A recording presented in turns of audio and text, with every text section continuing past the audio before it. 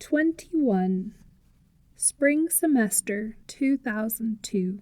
Kate was up to her neck in coursework and ready for another break from school. Continuing to juggle her time between school and hanging out with Pam, she did her best to shake off stragglers from the group and began to hang out with her other friends like Tony, spending most of her free time hanging out in the pool hall and bullshitting about the latest and greatest. When Teddy returned from the city, he was crushed to hear the rumors of what had happened between Kate and Brock. He was still interested in her, showing up with his friends at the pool hall to check in on her. Being around him made her happy, because their connection was simple and seemed to flow without any effort. He made her laugh about dumb things, since they had the same sense of humor. On special occasions, they exchanged small gifts. She would call him to see what he was up to when they weren't lounging around somewhere on campus, ducking into the dormitory towers to chat with her friends that lived there. She avoided staying in one place too long on campus in hopes of avoiding some dumb activity Pam's group tried to get her to go to. She was still having a difficult time getting rid of them. Teddy treated Kate a little different after the break, but he came around once he realized she was not into Brock. One night, Kate stopped by to hang out with everyone at Teddy's place. He had been planning for the perfect moment to make his own moves on Kate and wanted to make sure everything was perfect. They walked back into his room and he turned off the light while she looked out the window at the lights across campus. He hugged her from behind. When she turned around, they kissed. Kate felt like she was floating. Teddy could feel an energetic spark of energy on his lips. His embrace was both gentle and sensual at the same time. He felt her soft glowing bare skin on her waist with his hands. Melting into each other's arms, she felt like she was being swept off her feet, feeling like she had been enchanted by some kind of magic. Destiny had been waiting for this moment their entire lives, and they didn't even know it. For a split second, she felt the urge to open her eyes and noticed Teddy's friend Nikki was filming them kiss as if on cue. The moment had been cemented on video to be added to Teddy's archives of Kate. She was a little bit pissed they were filming the moment, thinking, "How odd." She flipped on the light in a huff and left the room. Nikki laughs and jokingly begs her, "Come on, don't be mad." Kate shrugged her shoulders, feeling the moment had been ruined. Walking back into the living room, she plopped down onto the couch to watch TV. Teddy knew their time was limited, and he wanted to capture and cherish every moment so he would never forget. Kate gave Teddy the photo of them that was taken at the formal dinner as a Christmas present. He hung the photo on his wall for everyone to see him and his girl. When Kate stopped by to visit, she looked at all of the photos on his wall and asked about the people in them. Pointing to a photo of Teddy and Claire playing dress-up, she says, "Who is she?" And he replies, "That's you," with a smile. Kate was totally confused by this comment. As per usual, Teddy would tell her things as if he had knowledge of information she did not, because he did. Having access to everything with a lot of connections made him feel superior to most people. She confides in Teddy one night. "I don't get you sometimes. Your choice of words are hard for me to understand." She passively inquires. She wanted to get to know him better. He replies, "Do you want to learn?" As if there were some sort of secret decoding of magical words being used. Kate says, "Yeah." Hoping she would be able to figure him out. Inside, she sensed this agreement to learn words meant much more. Days went by and both Teddy and Kate decided they were going to date each other. She was nervous about being exclusive with him after contemplating the enigmatic puzzle of which was her boyfriend. They were good friends, but she wasn't sure she could handle his unpredictability. Despite what seemed like a double life he was living, she loved and cared for him. Committed to this idea that all great relationships began with friendship, she gave it a whirl. After they became a thing, the gods acted indifferent to the possibility of anything becoming of it. Teddy and Kate were both destined to undergo their own separate trials. Their relationship was seen as forbidden because they may end up playing against each other one day. The World Games were underway. Teddy and Kate both worked security at the venues while attending school. She found herself walking to the games, entering a wonderland of people that came from all over the world. To her, being around a diverse group of people was heaven on earth. Her bright, authentic nature attracted many new and interesting people who were interested in getting to know her as a person. She worked with a detail of elite law enforcement and media moguls. Acting as a super host, she took them to restaurants and clubs during the evening. During the day, they worked to secure the venues during the games. The Angels were jealous that Kate was officially on the payroll and given access to have lunch at craft services. The Angels began to complain she was allowed access to events and places they were not, so much that the supervisor had to put a sign on the door that said, "Thou shalt not covet thy neighbor's food." Kate felt welcome and at ease with the executives who treated her like she was one of them. She received invites to travel and opportunities to learn and create with the sacred artists. Once again, attending ceremonies and concerts for 2 weeks straight had her feeling at home among the large crowds, speaking different languages. Working with the gods and their families was the best experience she ever had in the workplace. She felt blessed and in good company. She would have been fine running around getting them coffee if they had asked her to, but everything had already been taken care of.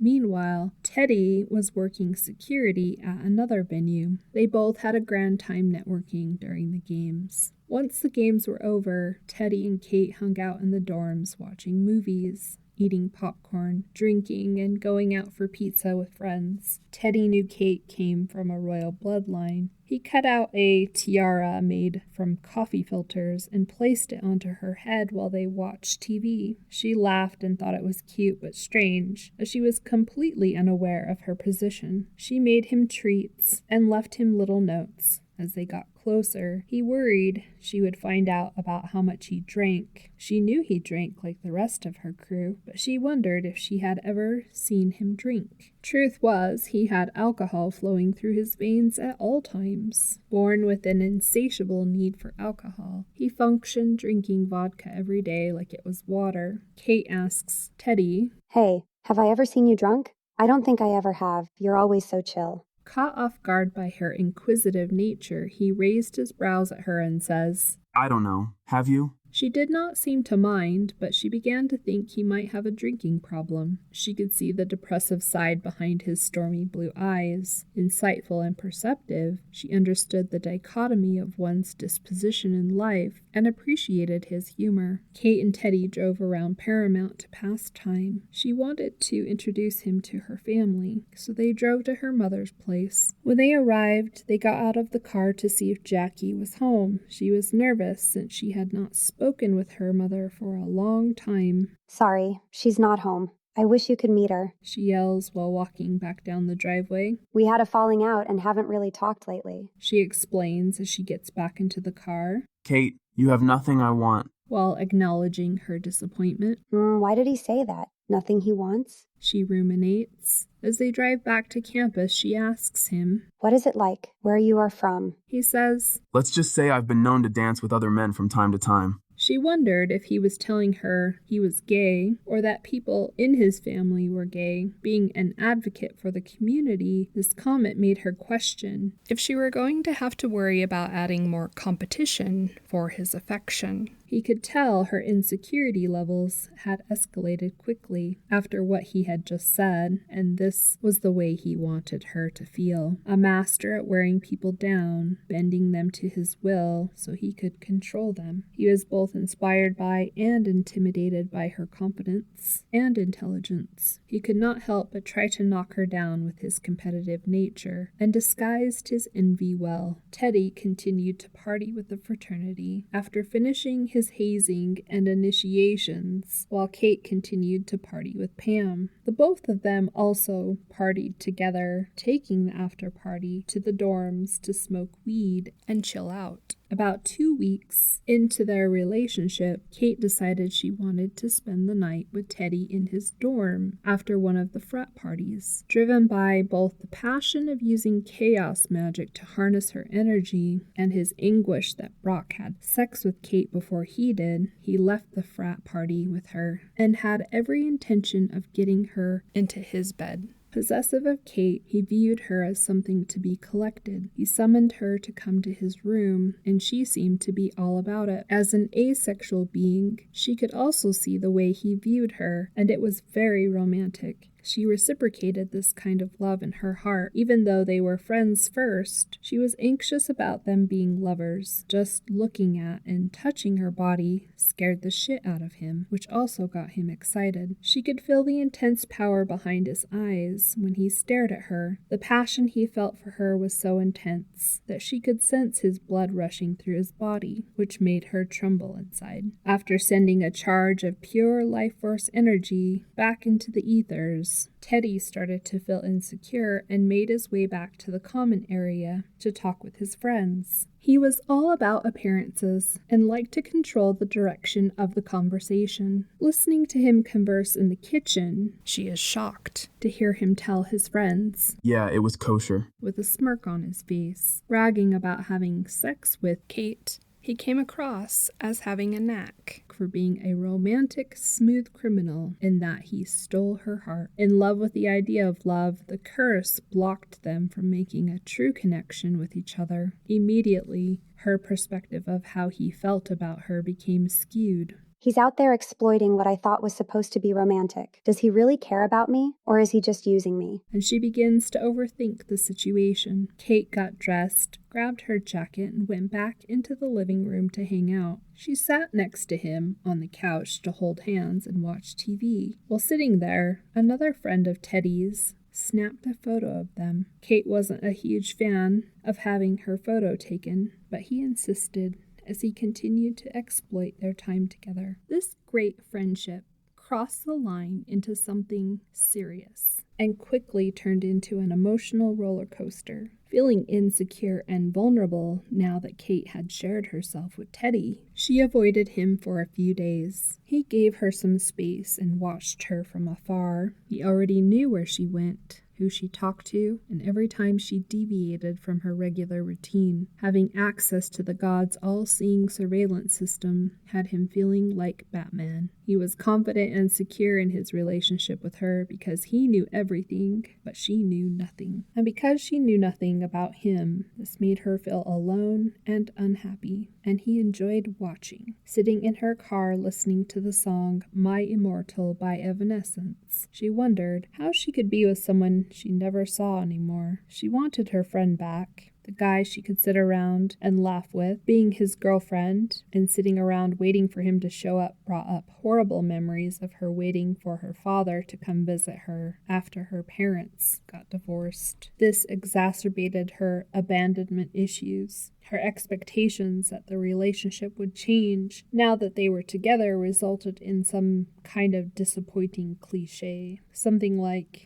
absence makes the heart grow fonder, or some bullshit like that. A few more days went by and she realized she had yet to surf the crimson tide. Kate confided in Pam and told her that she might be pregnant with Teddy's child. Pam gossiped to the ghouls about Kate's predicament, and this information made its way back to both Teddy and the gods. Teddy panicked because he was already a father to another child back in the city. Either way, he was on a course set by the gods to fulfill his destiny, regardless of any obstacles. He said nothing about it to Kate. She worried about the possibility of having a baby with him and went to his dorm to hang out. Observing the situation, she went back and forth in her mind as to whether she would be willing to risk the relationship over something that may or may not happen. She didn't want to be one of those girls who cried, "I'm pregnant," to try and trap someone. Teddy sat in his chair, waiting for Kate to tell him what he already knew. Teddy's roommate looked at her and quips,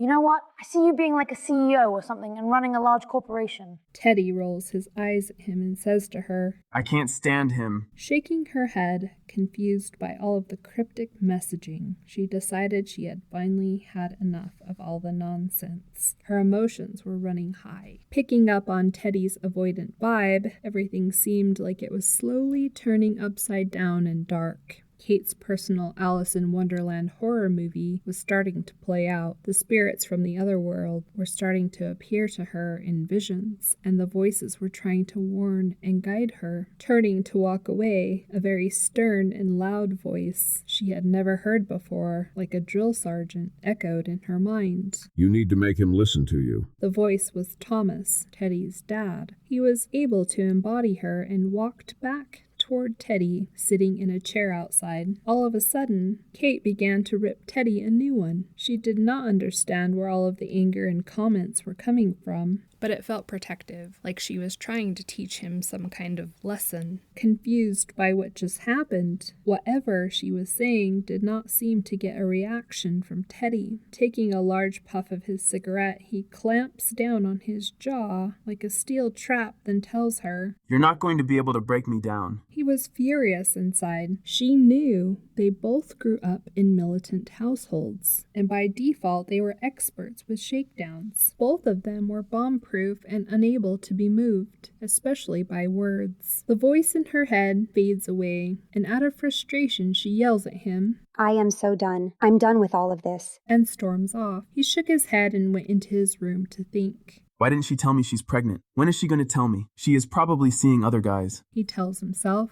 Having his ass handed to him by her reminded him of the drill sergeant dress downs he used to get from Thomas, which brought up all of the fucks. He calls for his roommate Nikki. Drinks? He sighs. 22. It took Kate a few days to arrive at the decision to not tell Teddy about the possibility of being pregnant.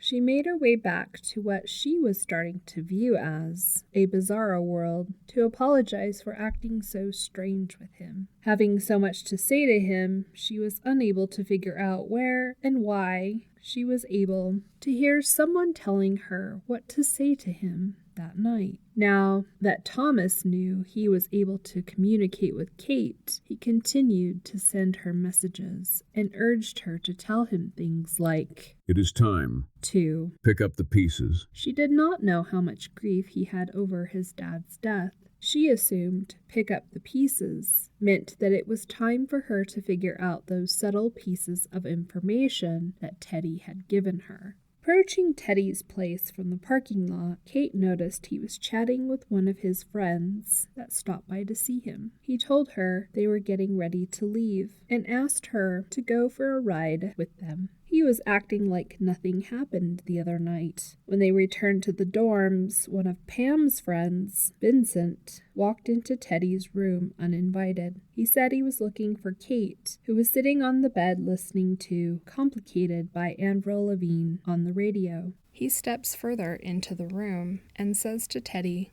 I'm here to bring Kate to our group activity. Teddy was annoyed. Some guy he didn't know was trying to get Kate to leave with him. Vincent, a natural salesperson, was always looking for new recruits to join their group. Looking at Teddy's photos on the wall, he points to Teddy's home in the city and says, That looks like... Kate glanced at Teddy, and Teddy narrowed his eyes at Vincent. And in a flash, Kate's long-term memory flooded her mind with a vision from the past when she was in the city looking at Teddy in Claire's bookstore. Her mind then flashed to a photo Teddy gave her of him in prep school. Then her mind flashed to a life with Teddy in the future. Kate's eyes opened wide, as if she had just awakened from some kind of trance. Teddy blurts out, No, no, no, no, no! He did not want her to know where she knew him from, which revealed he had prior knowledge of her. She is wondering. What the hell? Why does he care? Why does it matter? But for Teddy, the mystery was now gone. He felt like his plan to keep her enchanted was ruined, and by some random asshole named Vincent. At first, she was upset because she felt like she had been lied to, and then she felt a sense of relief.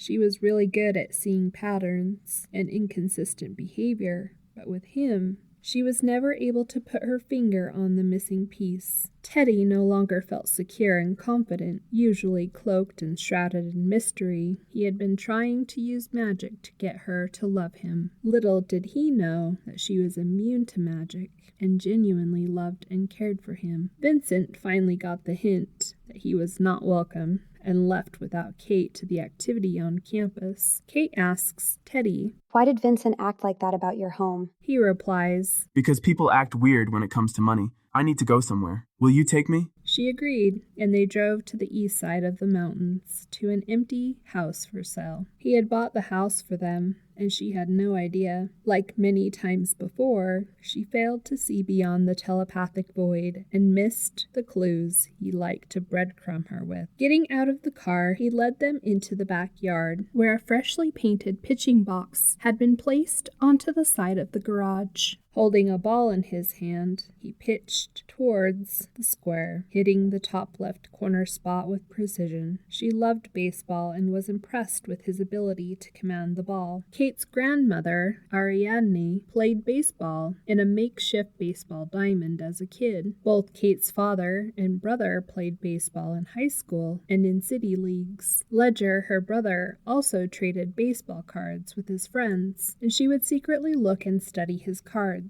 when he was not home. Kate knew how much Teddy loved the game, which she appreciated about him. His love and knowledge of the game felt like home to her. He became something familiar to her, like a favorite t-shirt. For a moment, she envisioned a life with him while standing there. He looked at her and waited for her to tell him about her being pregnant, and they stood there for some time in silence. On their way back to the dorms, Kate noticed a change in Teddy's behavior toward her. He was hoping she would see how much he wanted to have a family with her, but he could not figure out why she was not telling him what was going on. They saw each other as best friends and knew they had a deep connection. Kate protected herself from expressing how she felt and refused to budge with her decision to stay quiet about the situation until she learned more. As they drove back to the dorms, he was still hurt about how she acted the night before and was upset she still had not mentioned anything. Meanwhile, the angels had caught wind of what was going on between Kate and Teddy, but they were unbothered by the rumors. They already prepared way in advance to prevent her from having any children with anyone who might take her away from Paramount. She had previously gone to the clinic to be treated for a yeast infection while in high school, and the doctor asked her if she wanted to have any children. She tells him, "No, not right now. I'm only 18. With a shot ready to go in hand. The doctor injected her with a shot in the buttocks. She was told it would help with the infection. The shot was given to sterilize her. The angels put that boulder in her path, knowing they would never have to worry about her having a child. She would never know, because any pregnancy would eventually abort before the end of the first trimester, which resulted in a heavily clotted period. They were determined to block any prophecy of her bloodline that resulted in taking away their power. Their mission continued to derail her from having any power or control in Paramount. Meanwhile, the ghouls were unaware of this sterilization. They decided to take matters into their own hands. Once they found out Kate might be pregnant with Teddy's child, Pam was eager to fulfill her duty to collect data and continued to relay any information to the ghouls regarding Kate. The ghouls were ready for Pam to practice her skills as a future surgical technician. Rusty had learned about the passing of Thomas a few years back, and he continued to do as he had been instructed and not intervene with the events occurring in Kate's life. He was not feeling well himself, as he had foreseen his own death.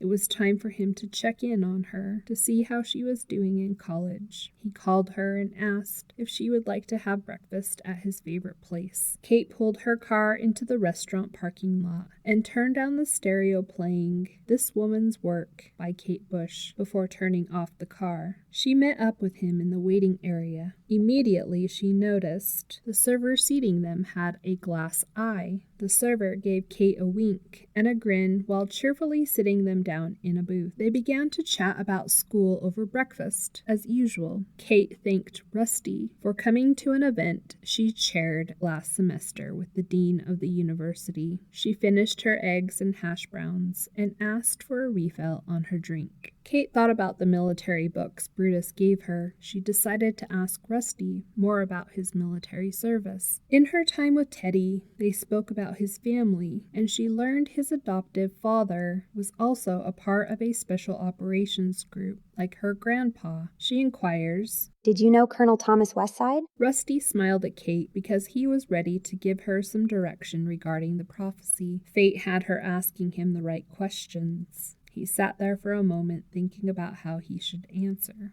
Yes, he was my drill sergeant. He created my unit, He states, while taking the last bite of his pancakes. Keeping things simple, he did not give her any details of his clandestine side missions. He definitely did not want her to know. They were drinking buddies in cahoots to help break a curse and fulfill a chain of events that could occur in the future. He was unsure of how that conversation might play out. He hoped she would remember when she met both Teddy and Thomas in divine timing. Kate began to share with Rusty about how much she liked her boyfriend Teddy, that she was not sure how he felt about her. She shared how confusing it was to be in a relationship with him. She continues with, You know, Grandpa, I feel like I've known him my entire life. He's my best friend. I'm comfortable around him, and I think we might move in together, but just as friends. I'm not sure we can date. I just never know what he's up to. Rusty knew what Teddy was up to. Like him, Teddy was making moves and placing bets for the gods to influence and play the game. He smirked as he listened to her go on about Teddy, reflecting on the good memories he had of Thomas. His mind began to wander to the ghouls and the evils he encountered during the war. He thought about the vicious tactics he had to learn to survive his mission to help win the battle against the ghouls, hopeful that Kate would be protected from the ghouls being so close to Teddy. Rusty knew Thomas had raised Teddy to be a dangerous person. Teddy became the kind of person you would not want to cross. Kate continued to ask more questions. She blasts him with, Grandpa, how did you end up in prison? Rusty looks at her with a subtle grin and lift of the brow and says, I killed the man who killed my father. I cut him into little pieces with my machete. She gulped and widened her eyes, thinking to herself, I wonder how many people out there would like to get payback like he did. Suddenly, she experienced a flash of insight while he continued to talk. Her vision showed her several ghoulish figures sitting around casually plotting her demise. The immediate download has her questioning, Is this why I am low profile? Because someone might want to kill me? Is my family in danger? Kate's instincts began to rise up in her stomach. For the first time, she sensed danger and a need to be cautious around strangers. She had a similar feeling when she was around Pam. Her need to connect with others had her second-guessing and stuffing those feelings down. She had two types of people in her life: the friends she made growing up that were no longer around, and the new acquaintances who might turn out to be rebels or misfits like her. Before leaving breakfast, she shared with Rusty that she was planning on going on another trip to the lake with her friend, Pam. He tells her, Be careful and have fun. She exclaims, I've been before and it was a blast. I'll be okay. She gave him a big hug and hurried to school. That evening, Rusty had a stroke while driving home, which put him in the hospital. The stroke permanently took away his ability to speak clearly. When he was released from the hospital, he went to stay with Jackie, Kate's mother. 23. Pam asked Kate to go on a family trip to the lake again over the 4th of July holiday. Kate had a really good time the last time they all went to the lake. She was planning to drive down in her own vehicle so she could leave from there and go visit her brother Ledger, who lived in Red Rock. A couple of days prior to their trip to the lake, Pam tells Kate while they're working out at the gym, You know, Kate, I don't think you should go to the lake with us this time. Kate was surprised and wondered why Pam was being abrupt and rude with her. Kate replies with confusion. Why? Pam glares at Kate and says, You know, sometimes I think you think I'm stupid. Okay. Why do you think that? Kate sighs. Because you act like I don't know what I'm talking about. Pam responds as she walks over to the stretching mat. Kate continues, I'm sorry you feel that way, but I honestly don't think any of those things about you. Pam's mood shifts back to being friendly. Yeah, I guess I'm just not feeling good today. Oh, by the way, my mom wants to know what you like to drink. Always eager to keep the peace, Kate replies with a smile. I like margaritas. Pam continues with, Also, my dad wants us all to ride down together in the same car. You should leave your car here. preoccupied with why Pam is upset, Kate replies with, Yeah, maybe I can save some money on gas and go see my brother another time. They finish up their fitness routine and leave the gym not saying much other than, See you this weekend.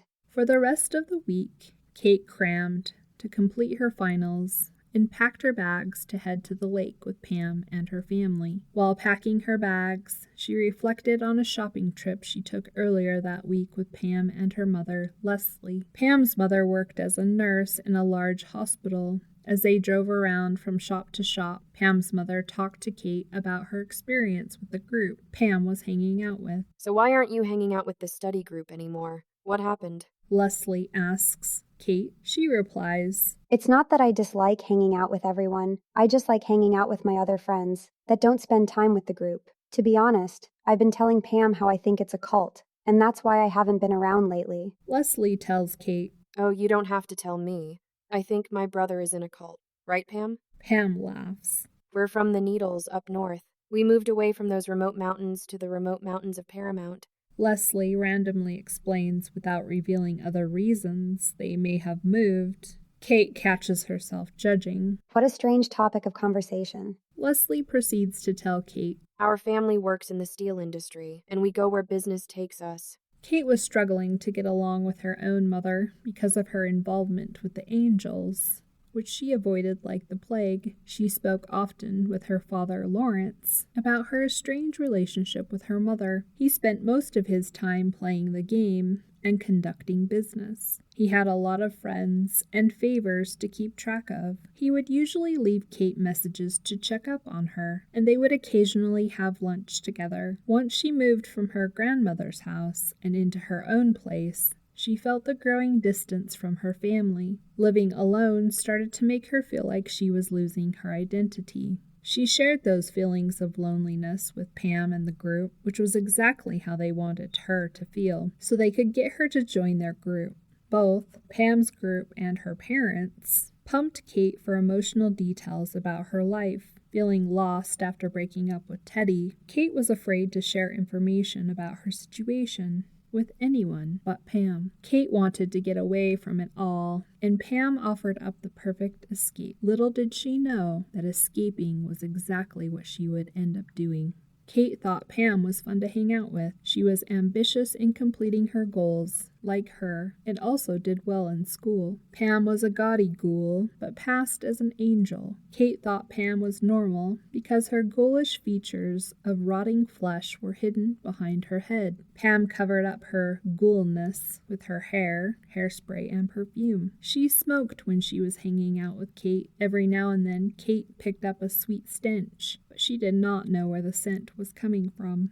Pam's family spoke about God, like the people in the study group, and they appeared to be good people. Kate was looking forward to dancing, drinking, and playing games on the boat, like they did the last time she went to the lake with Pam's family. There were a couple of moments on the previous trip that seemed strange, and again, she decided not to overthink their odd behavior. For example, while playing a card game, Pam's sister became extremely upset and punched the mom in the arm. The sister was a bit rowdy, so she brushed it off as no big deal. Another instance that stood out to Kate occurred when the previous trip ended. Kate asked Leslie, Is there anything I can do to help you clean up before heading back? Leslie looks at Kate with a scowl and snaps. No thanks. Charles and I have our own ritual for cleaning out the boat. Pam's father, Charles, and Leslie ritualized more than just cleaning their boat. This time, when Kate arrived to the lake with the family, it was dark outside. She was unable to see where they were going on the boat. The last time, she was able to see the beautiful scenery, landmarks, water features, and the clear sky. They tell her, There's no need for money or your phone while you're out here, because there is no service or any place to buy anything. Kate brought clothes, a pillow, her phone, and some cash anyway. Tired from the long drive, she fell asleep on the boat as the family navigated their way to a secluded spot on the lake. The natives referred to the lake as Bitter Waters. Kate's ancestors were trying to warn her the entire way. However, Pam had created doubt about the entire situation by starting a fight with her. This made Kate feel like she needed to comply for approval. While remaining unsure about the entire tone of the trip, Kate sensed something was off. When they all arrive to their location, Pam tells Kate, Let's go for a hike tomorrow. I want to show you something cool. The next day, while hiking and climbing up boulders, Pam tells Kate, Oh, I forgot to tell you. My crazy aunt and uncle and some of my cousins are coming up for the holiday. They come every year over the 4th. And I think some of my dad's workers are going to come as well. Maybe they're cute. Kate was ready to party and take her mind off of Teddy and her mock trials competition. Her thoughts wandered back and forth between about what life would be like if she had Teddy's baby and the faces of the future attorneys she competed with earlier that week. Their voices haunted her. Oh, so you're the sacrificial lamb. They snickered as she worked the room, getting to know everyone, recalling what her classmates had told her after they lost. Why don't you just make it easy, Kate, and convert? Kate's thoughts floated to the bar she went to after her mock trials competition and belligerently called out the angels as being pieces of shit for using her, starting to understand how oppressive they were, clearly making her life at every opportunity she had. Ready to get into a fight with someone, she tells everyone at the bar, I can't stand the fucking angels. They are the thorn in my side, and I fucking hate this place. Then she took her drunken self home,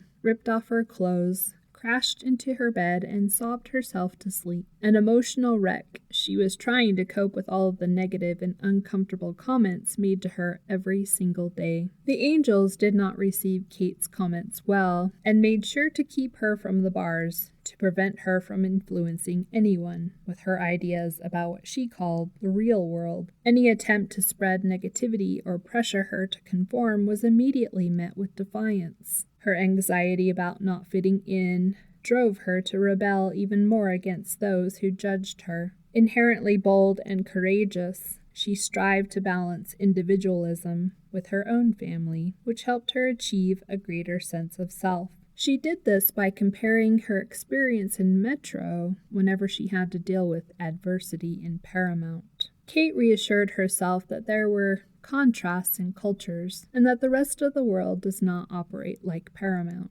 The difference in the way she had been treated in Metro confirmed Paramount was not the place she wanted to live forever. In her futile attempts to flee the angels, whom were trying to convert and oppress her at every turn, she ran into the hands of the ghouls, those whom wanted to destroy and exterminate her and her entire bloodline. Kate and Pam continued to climb to the highest boulder until they reached an overlook of camp with an amazing view of the lake. Kate enjoyed being outdoors. She grew up camping, fishing, boating, hunting, hiking, skiing, and snowboarding with her family. Her parents taught her how to survive in the wilderness and how to navigate her surroundings. Looking out into the horizon, Kate noticed there was no way to leave camp, except by boat or swimming. The area was enclosed by either water or steep rock cliffs. In the distance, there was a tall rock in the shape of a tower. Kate asks Pam, Hey, what is that large tower-looking rock over there? Pam exclaims, Oh, that's what we call Shotgun Tower. Quickly changing the subject, Pam suggests, Let's just sit here while we wait for everyone to get here. Handing Kate a rock, Pam says, Let's carve our names on this rock. I have all of my friends carve their names when they come up here with me. The dead expression on her face had Kate wondering where her mind went. Kate looked down at the boulder they were sitting on and carved her name. She drew her name with a heart around it. Leaning back to look at her markings, she noticed several names etched into the rock.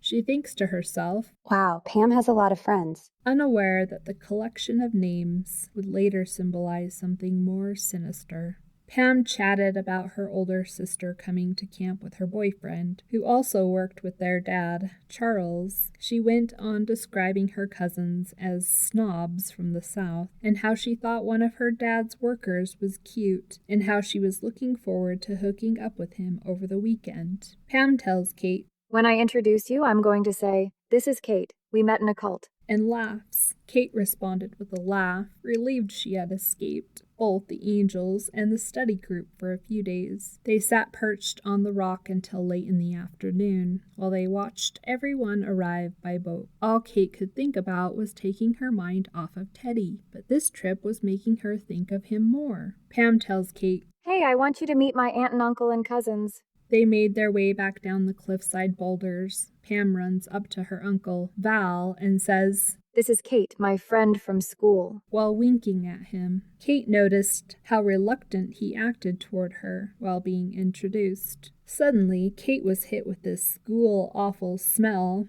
Trying not to be obvious, she wiped her index finger under her nose. She began to focus on the details and found herself staring at Pam's uncle's face. His teeth were rotting through his chin. Second-guessing what she was looking at, she shifted her focus to the necklace hanging around his neck. She noticed a coin with words and a symbol she had seen before while reading one of the books Brutus had given her. The symbol was a large winged bird with the words Fourth Spectre imprinted around the edge. Kate remembered how much she disliked reading about the ghouls. She found them to be sophisticated in their ability to compartmentalize their hate by devaluing those they believed were less than them. Making a mental note to steer clear of that guy, she found the smell and vibe of him 100% offensive. Pam's aunt and cousins were in fact the gaudy snobs she made them out to be, and they had nothing to do with Kate. They sat in their chairs far enough away from Pam's family to conceal their smell. They observed and laughed at her while drinking their mimosas and eating strawberries. She could hear their snickers and cackles all the way from the other side of camp. Pam's lover boy, Brody, arrived with a new coworker, Dan, to accompany Kate. Dan and Kate hit it off immediately and began to chat about nerdy things like laboratory studies being done with cannabis. He was planted into the situation by the insects. In order to keep an eye on her, the insects knew the ghouls had other plans for her and that she was in grave danger. That evening before dusk, the both of them walked away towards the cliffs to smoke some cannabis and talk.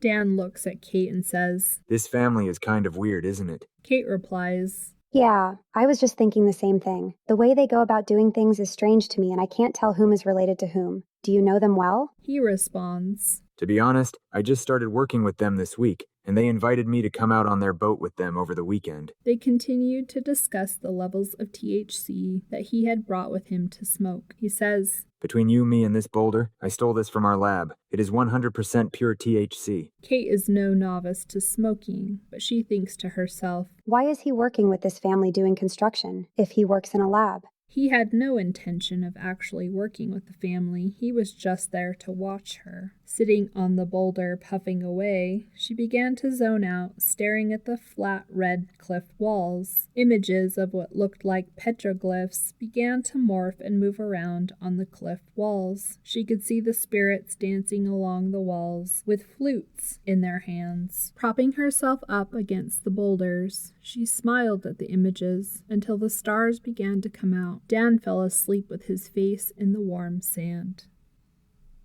24.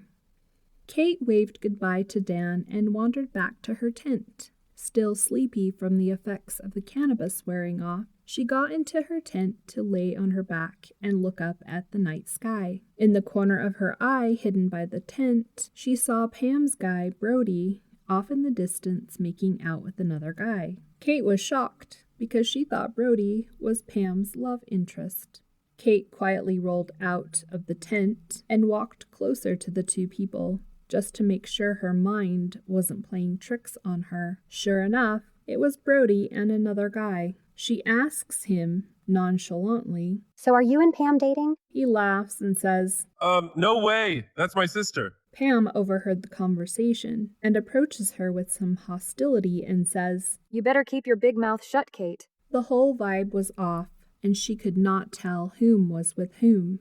Pam's tone alarmed her, which helped her recognize that certain kind of hatred they were all projecting toward her. Dan was Kate's baseline regarding any bit of kindness or sanity among the group. Wow, this vacation is turning into some kind of nightmare, she thinks. Did I just step into the Twilight Zone? Because shit just went from 0 to 60. She was not wrong. Unknowingly, her name had been placed into the game by the gods, and bets were being placed in real time regarding things taking place. The nighttime activities came alive, and the family began to exhibit even stranger behaviors. They all ran out into the water and began trying to drown each other. Tackles and punches began to fly like they had lost their minds. Kate could not believe her eyes as she watched their bizarre behavior. They all began to climb to the top of a boulder overlooking the water and dove off in a follow-the-leader type fashion. First the older men, then the younger men, and then the younger women. They screamed as they plummeted from 30 feet into the water and continued to jump until dinner time. Not once did they acknowledge or talk with Kate as she sat on the sidelines with Dan watching them. They made it clear to everyone that they wanted nothing to do with her as they called for Dan to join them. Campfires across camp began to roar. The older men assembled large tents near the water before dinner. Kate noticed a bunch of tiki torches lit up around the campfire seating area as she approached everyone to sit down to have hamburgers and chips for dinner. She noticed she had not been given anything to eat or drink for over a day. Leslie hands Kate a plate and says, "I brought you a margarita." Feeling like an outsider, she thanked Leslie with a courtesy smile and took a sip of her drink.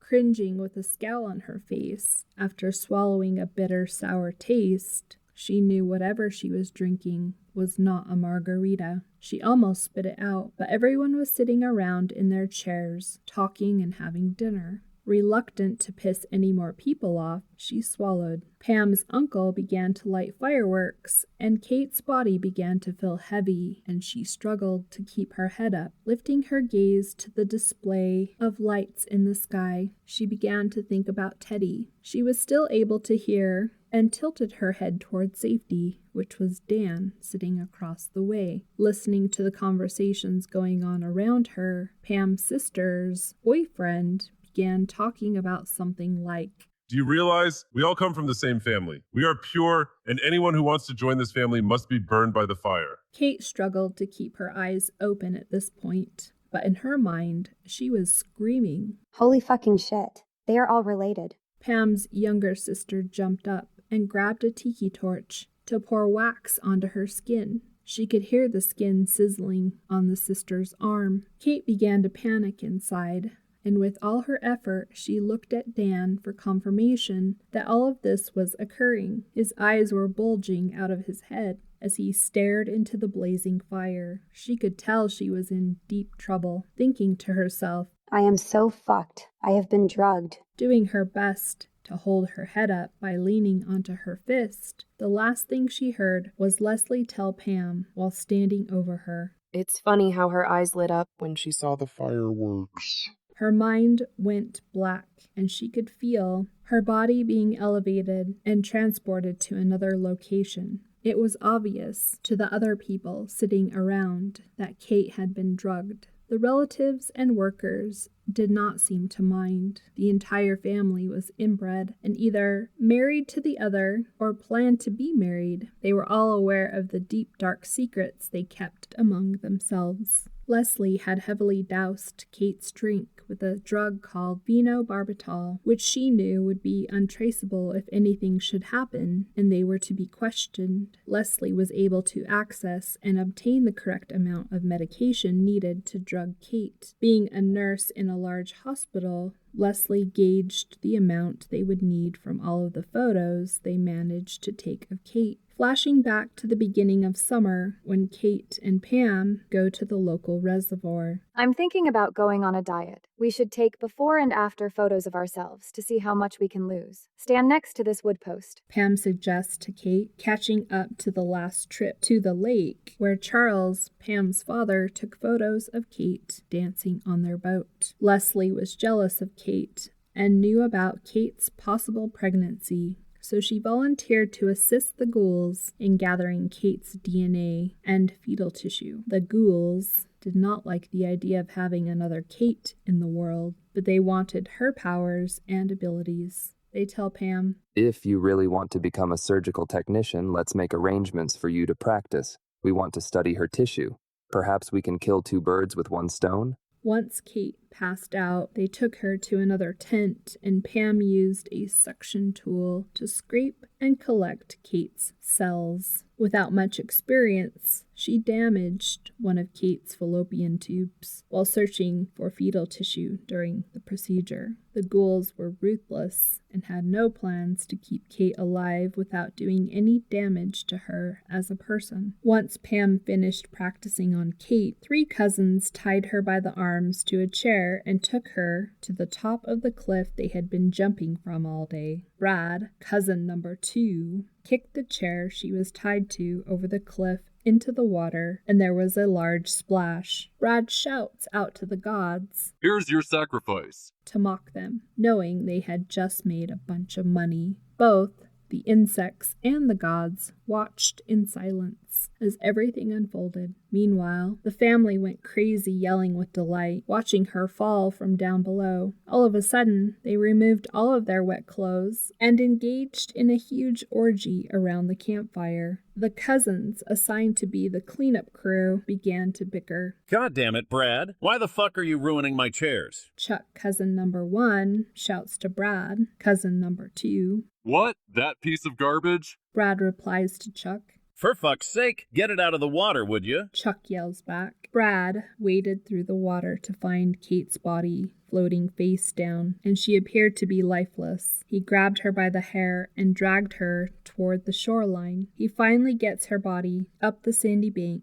into the dark and far away from the crowd. Chuck throws a shovel and a tarp to Chad, cousin number 3, and says with a smirk on his face, "Get busy while I get busy." Chad turned around to dig a hole while Chuck unbuttoned his pants. A flash went off as Brad held his foot on Kate's neck while spitting on her. Chad tied up his swim trunks and kicked sand onto her face. "You fucking stink," he mumbles in her direction with disgust while putting a tarp over her body, buried in sand. Her body was covered up to keep her hidden from camp. Dan secretly took photos as evidence to be given to both the insects and the gods to verify what had been going on. Instructed not to intervene unless Kate was close to being murdered, there were a few times when he thought about stopping them, but he knew she was still alive. The gods wanted the photos, not for evidence, but for payouts and to leverage power. As the sunrise came out over the horizon, a ray of light shined through the side of the tarp into Kate's eye, and she woke up. Slowly sitting up while the sand fell away from her face and body, she swiped away the tarp and wiped the sand from her face and mouth. She heard the screech of a hawk overhead, but could not see where it was circling way up high. Foggy about what had happened since the night before, she wondered why her entire body ached. Why is my swimsuit wet? She questions, grasping for answers. She disliked swimming in water because of what it did to her curly hair. Why am I not sleeping in my tent? She begins to recall bits and pieces of frightening images and disturbing sounds.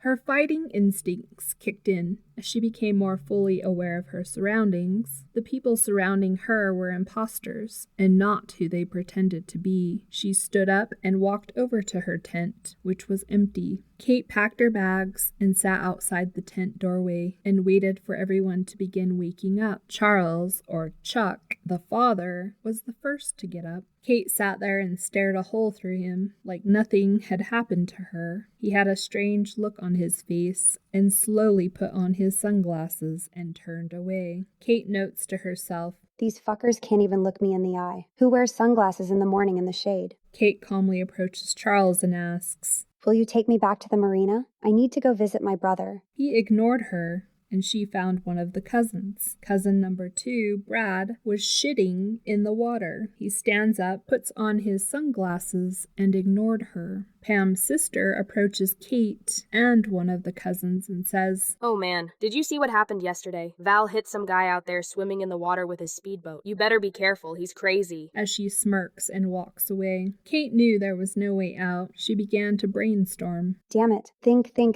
How am I going to get them to take me back? I have no idea where I'm at. What if they try to kill me? I will not survive another night if I stay here. These people are batshit crazy. I'm going to have to pretend like nothing is wrong to try to convince them to take me back to the marina. Kate bumped into cousin number 2 again and says, "About how far is the marina from here?" He looks past her and says, "Remember last time? Bro, that's quite the swim. And that's if you can get past Shotgun Tower, if you know what I mean." While making a click-click sound, he smiled and continued to play catch with someone out in the water and pretended she was not there. Pacing the banks like a caged tiger, she spotted Leslie. "I need to go back today. When will you be able to take me?" Kate fires off at Leslie. She looks up in a daze and says, "We will be leaving at noon. Make sure you take care of the kids." Looking like she was in some sort of a trance, Leslie stared off into the water. While tidying up her space, she says quietly, "Would you like some water? Can I offer you a drink?" While gazing over at the other people in camp. Kate panics inside and says, "I'm good." Thinking to herself, "Why the fuck would I ever take something from you again? So you can keep me in a trance like you? Yeah, no thank you." Kate continued to walk the perimeter of camp, searching for a way to escape. Again, she found no escape route and returned to camp to sit next to her bags and waited. "Where is Pam?" she asks herself. Dan was distant, looking like he had also seen a ghost. He packed up his things and looked toward Kate's tent with a subtle smile. He knew what she had been through and wondered why bad things happened to good people. He told himself Kate was going to be okay. He was afraid to mention anything about her. He didn't want to be seen as consorting with the enemy and remain neutral. He continued to do his job and remained in character until they found their way back to the marina. The families quickly packed up their things. Kate saw Val off yonder wearing a Snake's baseball cap. He tells everyone in a loud voice, "We have to get back. We have a baseball game to catch." Kate's mind tried to escape the horrors of being a ghost and wandered to Teddy and how he always talked about home run kings. Sitting with her head lowered down between her legs on the bank, she tried to focus on baseball and wrote in the sand, "Barry Bonds is the greatest." Dan walked past Kate's drawing in the sand and looked down at the blue tarp blowing in the wind that was buried in the sand behind her. Shaking his head, he put his head down and pressed his lips. Kate loved baseball, and for a moment, she was able to disappear from the nightmare she walked into. She didn't want to believe in ghouls. Ghouls were fake villains in the movies, and they did not exist. Not in real life, anyway. Kate's mind recalled the Book of Symbols she had read about the ghouls' ideologies. She filed this information away with the images on Val's necklace, the baseball team he had season tickets to, his rotting face and teeth, but most of all, the way he looked at her with hate in his eyes. "Why would the ghouls want to hurt and do this to me?" she screams inside. Looking around, she began to notice that she was the only person there with dark features. "Obviously, I am an outsider, based on the color of my skin, hair, and eyes," she tells herself. However, that was just the tip of a very large fucking iceberg. 25. Thomas was a serious gentleman, considered to be the best of the best when it came to planning the strategic command of war. He was tasked to assemble a group of soldiers to take down the ghouls as a last resort to their growing empire. The ghouls' supreme leader planned to hoard all of the artifacts around the world, especially those rumored to hold special powers. In their smash-and-grab raiding of antiquities, they never knew which piece gave them their new powers. Thomas received intelligence on rumors of a commanding ghoul taking sacred artifacts from Egypt. It was rumored that the artifact granted special powers of influence and control to its holder. The news came in around the time when the ghouls' power began to increase, and they were starting to look unstoppable. That commander of the ghouls failed to turn over the Master Scroll and kept it stored away at his station. Thomas had a feeling the commander ghoul might take the greedy route and keep the treasure with him to hold its power. An expert in antiquities and dealings with the dark arts, Thomas studied his new lead and the events surrounding the rumors. His focus shifted to obtaining the Master Scroll, which could be the wrench that would break the ghouls' war machine. He was going to have to enlist the good, the bad, and the ugly to infiltrate and find the target in order to gain an advantage in the war. He used any and all resources, which included the guidance of Claire, his mystical clairvoyant. He gained the most valuable insight from her on many occasions. Thomas also had access to anything he wanted or needed to plan his theater, because he was that good at getting the job done. During Thomas's quest to dismantle the ghouls' operations, he was told he would have to find men with a willingness to go on a mission that would most likely lead to their death.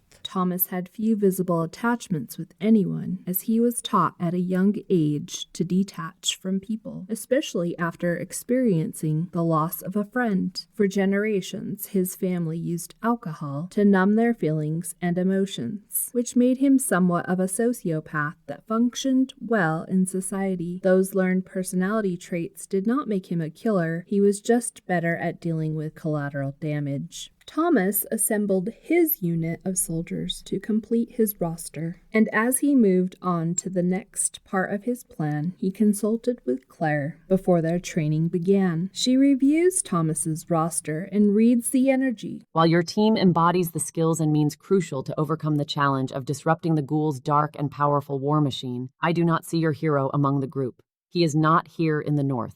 You are going to have to search in the south.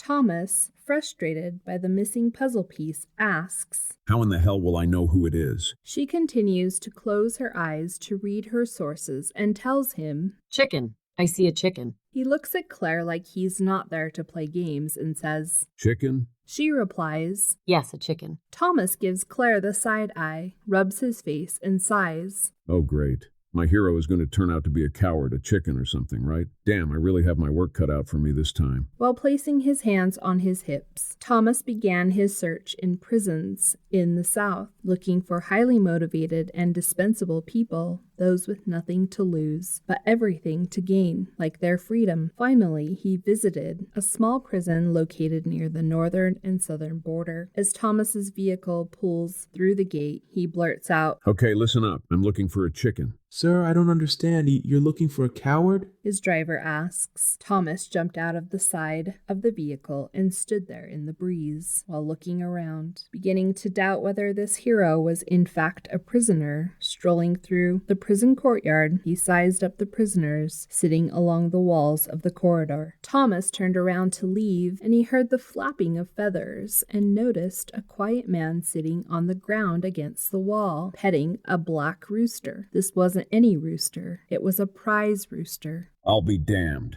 Thomas mumbles to himself. A goddamn chicken. He could hear Claire's voice. It will not be what you expect. Make sure you keep your eyes and ears open. Thomas glared at the man, and the man smiled back at him with his eyes, like he was squinting. Game recognized game. Him. I want to talk to that man sitting there with the black chicken. Give me everything you have on him now. Thomas instructs. That man was Rusty, and he knew Thomas would be coming to visit. He knew everything that happened in his prison. The owner of an infamous prize-fighting black chicken, he was known for being a music man and a keeper of secrets. The man had many talents. His family was well known for their roles in the pictures and the notorious story that led to his imprisonment, the killing of a man that killed his father. Murder was a way of life for the macho men of the south, and it was normal for them to have several women. The downside, a man could be killed if he were caught sleeping with another man's wife. Unfortunately, the single women who chased men usually brought with them jealousy, love spells, and sex magic, and in some cases, black magic that led to harmful situations and death. With arms folded, Thomas declares, "There's my chicken. He points to Rusty like he was picking out furniture and says, I want him."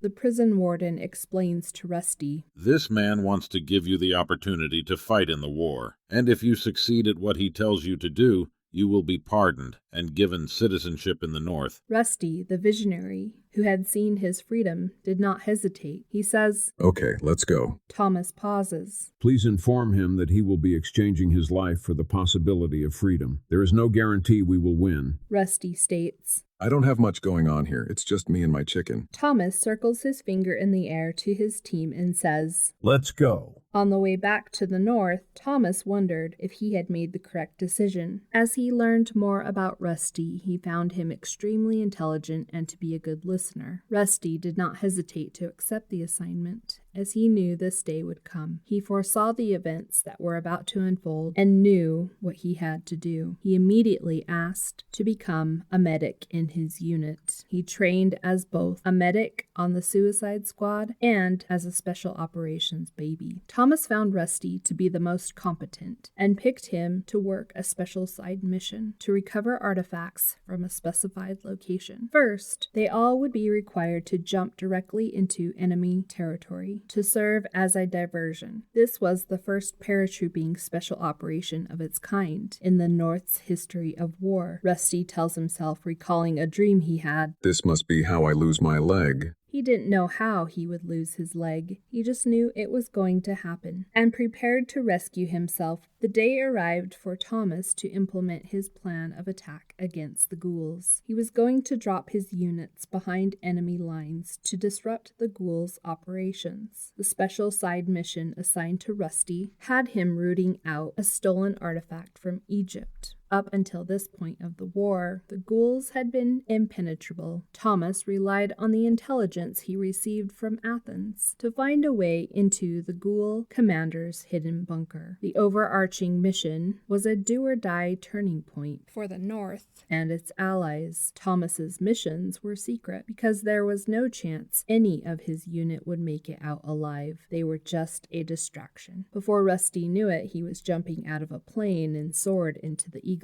nest. He quickly jumped up from the ground and cut his parachute lines. He watched from afar as dogs pounced and devoured his squad members. The screams alone were maddening. He watched for ghouls as the chaos ensued around him. The surprise drop knocked the ghouls off of their game, as they did not know how to defend against the massive rogue drops of soldiers into their territory. It took all of the ghouls' effort to divert their attention from the shores to handle the kind of diversion Thomas had created. The diversion was needed to help allies break on through the ghouls' battle front lines, which were now being bombarded on every side. Rusty found his way to the storage bunker, and the violet light from the Master Scroll lit up the darkness, which led him to the artifact. Grabbing the Master Scroll, he swooped in and out like a thief in the night. Kissing his arrowhead necklace for luck, he tucked the item in his satchel and ran to the exit point. He could see the remaining men running towards the wood line in an effort to outrun the ghouls' sweep of the area. Rusty lifted his head to focus on how to get out of the clearing, and kaboom!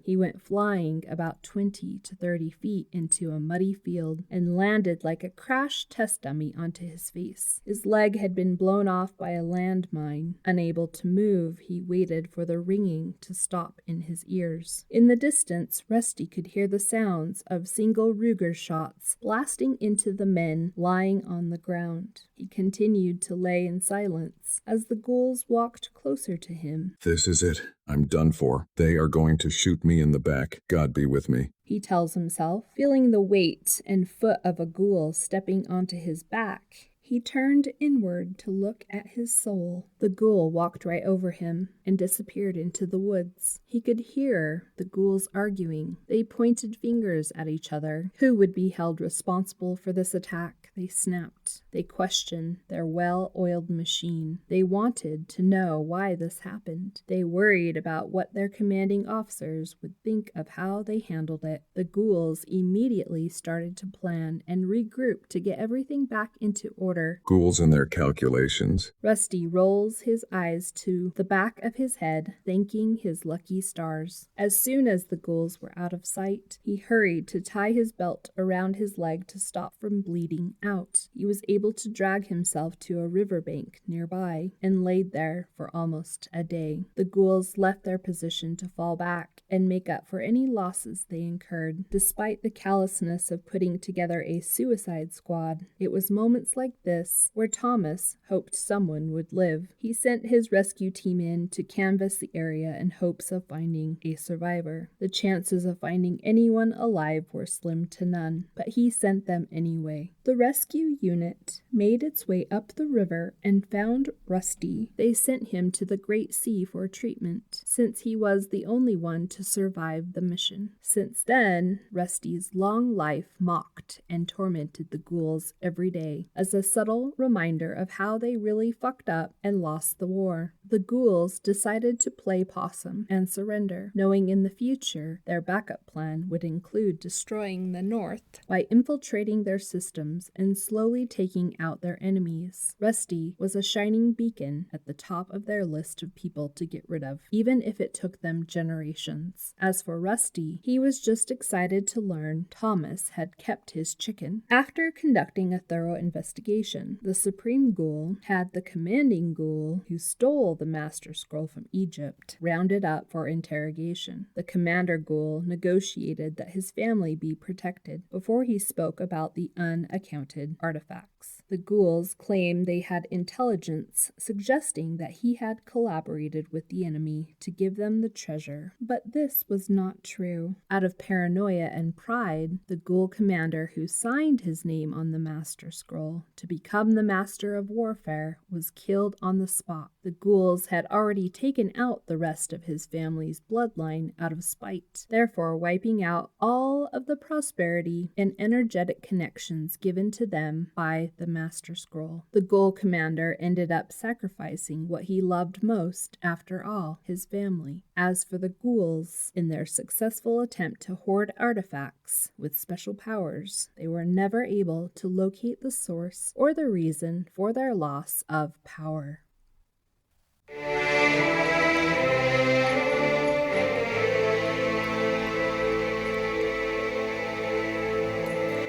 The Carbon Code Chronicles. Written and narrated by Sky Mandrake. Text copyright 2024 Sky Mandrake. Production copyright 2024 Cabbage White Publishing. Thank you for listening.